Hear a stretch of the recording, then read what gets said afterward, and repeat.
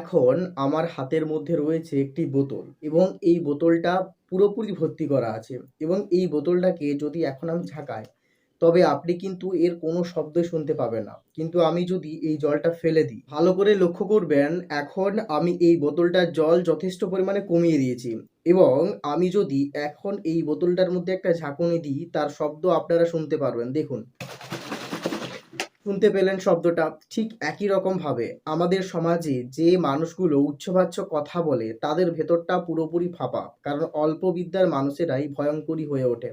অপরদিকে যাদের মধ্যে যথেষ্ট জ্ঞান থাকে, যাদের কাছে যথেষ্ট ধনসম্পদ থাকে, তারা কখনোই উচ্চবাচ্য কথা বলে না। তারা সবসময় শান্ত থাকে, নিজেদেরকে কন্ট্রোলে রাখে, নিজের ভেতরে কখনোই অহংকারকে প্রবেশ করতে দেয় না।